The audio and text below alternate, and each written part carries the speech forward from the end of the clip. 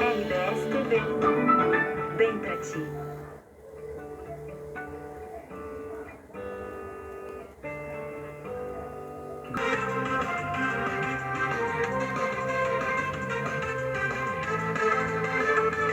Olá, boa tarde. O Brasil avança no mapa da fome. A insegurança alimentar severa caiu 33% em 3 anos e 85% no ano passado. Os números do relatório trazem esperança para o Brasil, mas ainda há desafios para que o país deixe o mapa da fome. A polícia de São Paulo prende um motorista com um carro equipado para disparar mensagens de golpe. Antes eles lançavam 10 iscas, agora eles estão lançando milhares de iscas ao mesmo tempo. Encontrado o bebê levado por uma médica de um hospital em Uberlândia, no Triângulo Mineiro. O presidente americano Joe Biden faz hoje o primeiro discurso depois de desistir da reeleição. Olimpíadas de Paris. Hugo Calderano é uma das nossas esperanças de medalhas. Em tênis de mesa, nunca o Brasil chegou tão bem às Olimpíadas.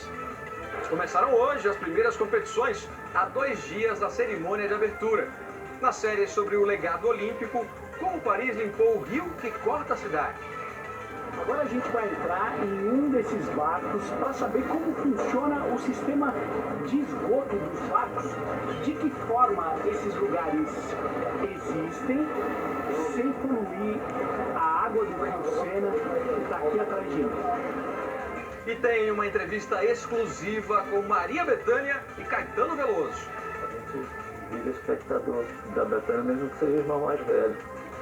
E assim, uma alegria tão grande que eu sinto fazer alguma coisa com o Caetano, porque sou fã. O Jornal Hoje está começando.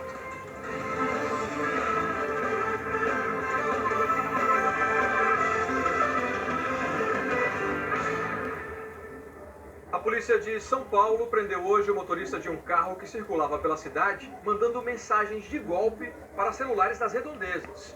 Essas mensagens tinham links para sites falsos, parecidos com os de bancos. A sofisticação do golpe surpreendeu os policiais.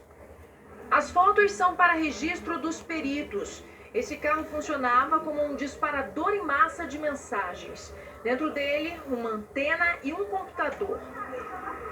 Hoje de madrugada, policiais militares viram o motorista em alta velocidade, com o farol apagado, desconfiaram e pararam o carro.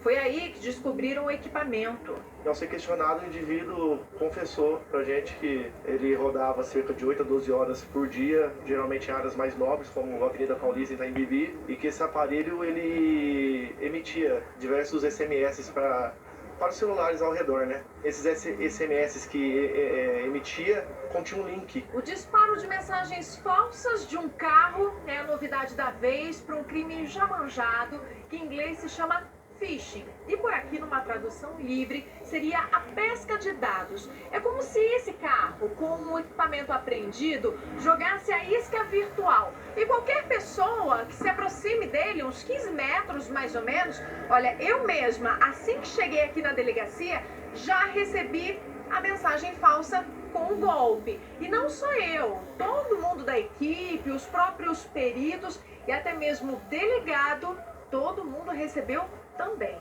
Esse sistema é muito sofisticado agora. Agora eles ampliaram e muito o lançamento de iscas. Antes eles lançavam 10 iscas, agora eles estão lançando milhares de iscas ao mesmo tempo. Essa é uma das mensagens enviadas pelos criminosos. Tentar atrair a vítima com um número alto de pontos que poderiam ser trocados por descontos, produtos ou milhas. Colocam um link usando o nome de bancos verdadeiros. Mensagens assim são falsas. Esses links levam para sites feitos pelos criminosos com as cores e logotipos dos bancos. Quando a pessoa preenche os dados, os bandidos usam a informação para invadir as contas bancárias ou fazer compras. Segundo a polícia, o homem preso com o carro era o motorista da quadrilha. Ganhava R$ 1.000 por semana. Agora, os investigadores vão atrás de quem desenvolveu o equipamento. Para quem recebe mensagens como desses golpistas ou ligações, a Federação Brasileira de Bancos, a FEBRABAN, dá dica. Bancos nunca mandam mensagens ou fazem ligações pedindo informações sigilosas. Se receber um link, não clique. Se receber um 0800, um número 0800 para ligar, também não ligue. E eventual dúvida que você tenha com relação à sua conta ou compra que você tenha feito, ligue você para o número que consta ali dos contatos do seu banco. Os bancos ligam para os seus clientes quando eles observam alguma transação suspeita na sua conta. Mas eles ligam, mas não solicitam qualquer informação sua financeira, porque eles já têm isso dentro do sistema deles. Então, se eventualmente alguém ligar, se passando por banco, dizendo que tem alguma ocorrência na sua conta e pedindo para você passar qualquer informação financeira, pare e pense, porque com toda certeza é golpe. Impressionante, né? A quantidade de golpes eletrônicos, os bandidos migraram em massa. E fica muito mais fácil para eles. Impressionante a sofisticação também. Essa semana mesmo vi um link, né, que levava para um site com um logotipo igualzinho ao de uma loja, sem erros de português. Parecia realmente original, mas não era. Você ia lá na página na internet dessa empresa e percebia que já tinha um alerta, né, falando que muita gente tinha caído nesse golpe, então tem que ficar muito atento a receber mensagens por celular. E também em São Paulo, a Polícia Civil já está com as imagens que mostram o momento em que um guarda civil metropolitano aposentado atirou várias vezes em 3 jovens que estavam parados na frente de um condomínio. O ataque aos jovens foi gravado pelas câmeras de segurança. Essa imagem mostra quando o guarda civil metropolitano aposentado, Jorge Joaquim do Nascimento, para o carro, desce e corre em direção aos 3 jovens, que estão em frente ao prédio na zona sul de São Paulo. Em seguida, o guarda atira várias vezes. As pessoas que estão num ponto de ônibus se abaixam. 2 rapazes que estão nas motos são atingidos. Um foi baleado na barriga, o outro levou um tiro na perna. O GCM mora no mesmo prédio de 2 deles. Ele também é síndico no condomínio e disse à polícia que chegava do trabalho com a esposa e que reagiu a uma tentativa de assalto.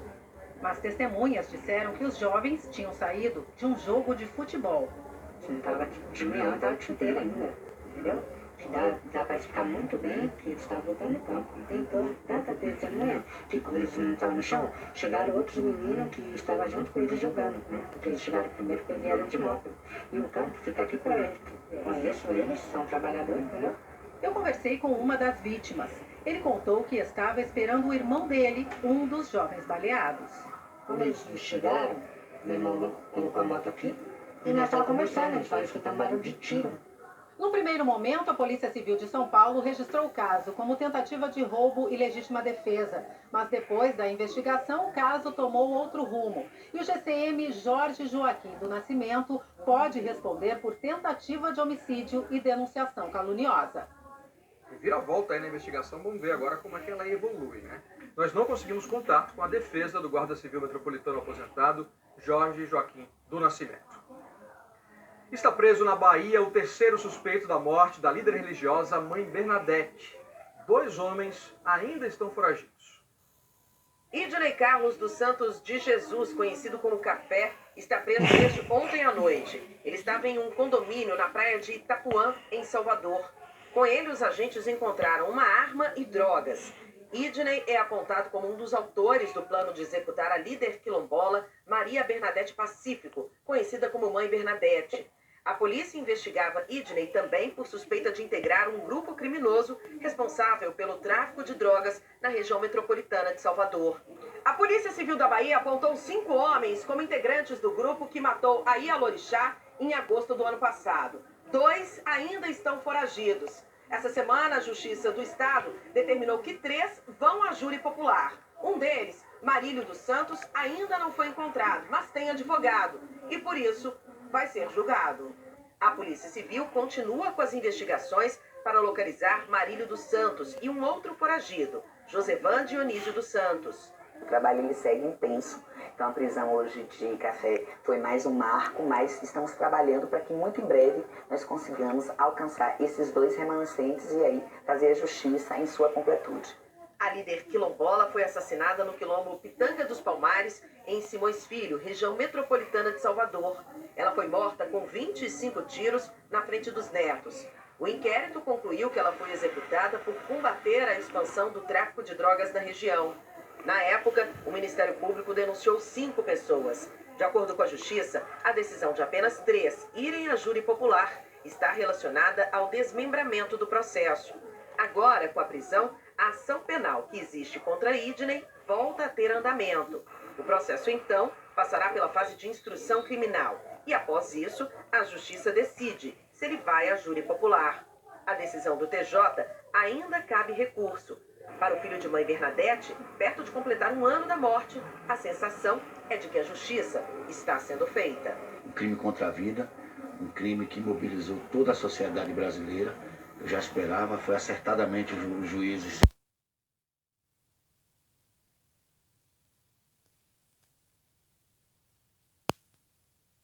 Segurança, né? A justiça se materialize aí com a prisão de todos os criminosos.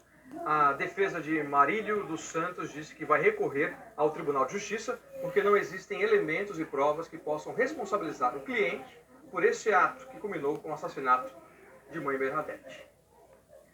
A Polícia Federal apreendeu hoje 4 toneladas de cocaína e pasta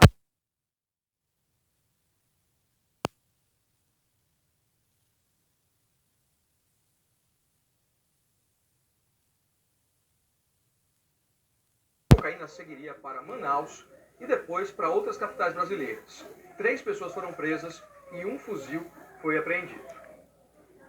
As Forças Armadas realizaram mais de 1000 operações contra o garimpo ilegal na terra Yanomami. A exploração ilegal de ouro continua acontecendo em Roraima, mas numa escala menor. Os índios acabaram de chegar aqui, ó. Levaram tudo nosso, deram 1 hora para nós sair daqui. Esse vídeo foi gravado dentro do território Yanomami, no município de Mucajaí, sul de Roraima. Uma invasora afirma que os indígenas destruíram o acampamento de garimpeiros e os expulsaram. O caso comprova que, apesar da atuação federal das forças de segurança dentro do maior território indígena do país, os garimpeiros continuam em plena atividade. E segundo a ONG Greenpeace Brasil, abrindo novas áreas de exploração ilegal. No primeiro semestre de 2024, quase 170 hectares de floresta foram destruídos só em Roraima. Em comparação com o mesmo período do ano passado, houve um aumento de mais de 6%. Em toda a Amazônia, foram 417 hectares de terras indígenas devastadas. Ainda segundo o Greenpeace, apesar do aumento em área devastada, os alertas de atividade dentro dos territórios diminuíram. Eles estão sofisticando os métodos deles, eles estão achando novas maneiras de driblar a fiscalização. Então a abertura de novas áreas continua. Em quase 5 meses desde a instalação da Casa de Governo aqui em Roraima, estrutura criada para resolver a crise humanitária no Yanomami, 1000 operações foram realizadas dentro da terra indígena, segundo o governo federal. É como se cerca de 7 operações acontecessem todos os dias. Ainda segundo o governo, essas ações resultaram em um prejuízo de mais de 110 milhões de reais ao garimpo ilegal. Segundo o governo, nessas operações foram apreendidas 18 aeronaves, mais de 72 mil litros de óleo diesel, 467 motores, 54 antenas de internet, 38 mil quilos de cassiterita e 10.848 quilos de ouro. A gente tem ações agora, principal, que é retirada do garimpo ainda que resiste, tem ainda dentro da terra indígena, mas a gente já tem feito ações de ocupação do território. A gente tem começado a realizar patrulhamento fluvial, né, usando a FUNAI, Força Nacional, e agora o próprio Exército, a partir dessa semana, também vai colocar embarcações para fazer esse combate dentro da terra indígena através dos rios. Para o titular do ofício para a crise Yanomami do MPF, está mais caro e mais difícil para os invasores manterem a atividade legal, mas ainda são necessárias medidas mais urgentes. Nós não temos dúvida que a questão é maior e até ultrapassa as discussões judiciais, que você precisa de uma política socioambiental para esse contingente de pessoas. problemão, né? Então precisa de duas frentes, né? Pelo menos. Intensificar essa fiscalização, esse combate ao garimpo, mas também dar uma alternativa de renda para essas pessoas, né, que desejem sair dessa atividade ilegal. E agora a gente fala de um outro drama ambiental. Equipes do Corpo de Bombeiros de 7 estados brasileiros foram acionadas para ajudar no combate aos incêndios no Pantanal. Boa parte do país tem sofrido com o tempo seco e isso contribui para o surgimento de novos focos. Os bombeiros só conseguiram controlar hoje o incêndio que começou no sábado e destruiu parte da vegetação da Serra do Patrimônio. A região é considerada uma das áreas mais preservadas do Pantanal. Os bombeiros ainda monitoram a região por causa do risco de ressurgimento dos focos. Mais de 5% do Pantanal queimaram este ano, segundo o LASA, o Laboratório de Aplicações de Satélites Ambientais da UFRJ. Essa é a maior marca já registrada para o período de janeiro a julho, desde que começou a medição, em 2012. Nas últimas 48 horas, foram 68 focos de calor no bioma. Em todo o mês de julho, já são 619, a maioria em Mato Grosso do Sul. O combate ao fogo no Pantanal tem recebido a ajuda de outros estados brasileiros. O Conselho Nacional dos Corpos de Bombeiros Militares do Brasil, com sede em Goiânia, organizou uma missão nacional para combater os incêndios no Pantanal. Já estão em Mato Grosso do Sul equipes de 7 estados: São Paulo, Paraná, Sergipe, Pará, Rondônia, Paraíba e Goiás. 12 bombeiros do Paraná viajaram hoje para Campo Grande. Nós temos uma condição de muito calor, muita seca, e a vegetação ela acaba ficando muito suscetível a incêndios muito severos, incêndios muito intensos. São operações muito demoradas que exigem um desgaste físico muito grande do bombeiro militar que está atuando. O fogo também consome outras regiões do Brasil. Há 13 dias, equipes combatem um incêndio de grandes proporções no Parque Estadual Guajará-Mirim, uma unidade de conservação de Rondônia. Em Minas Gerais, o tempo seco tem contribuído para a propagação dos incêndios florestais. Não chove há quase 100 dias na região metropolitana de Belo Horizonte e também na região central de Minas Gerais. A Serra da Moeda, importante unidade de conservação, com vegetação nativa da Mata Atlântica, é uma das áreas atingidas pelas chamas. A área total é de mais de 2.000 hectares. 250 hectares foram queimados em menos de 24 horas, desde ontem à tarde. O vento forte ajuda a aumentar a linha de fogo em locais de difícil acesso. Em Minas Gerais, foram mais de 12.000 incêndios em vegetação neste ano. Só no mês passado, o número de ocorrências aumentou 82% em relação a junho de 2023. Um alerta aí já, né? Nós temos vários focos, às vezes coincidentes e tudo mais. Então é uma estratégia bem complexa de se tomar decisões difíceis aí. E a tropa ela tem que ter uma noção de risco elevada, né? Para não se expor a riscos locais. E falando em calor, o mundo chegou mais uma vez a um marco histórico. O dia mais quente já registrado pela humanidade. Segundo o Copérnicos, Observatório Europeu da Terra, a temperatura global atingiu o pico na última segunda-feira, superando a marca do dia anterior, que já era recorde. Vamos então a Lisboa falar com o nosso correspondente Leonardo Monteiro sobre esse assunto. Fala, Léo. Boa tarde, meu caro. E aí, altas temperaturas também?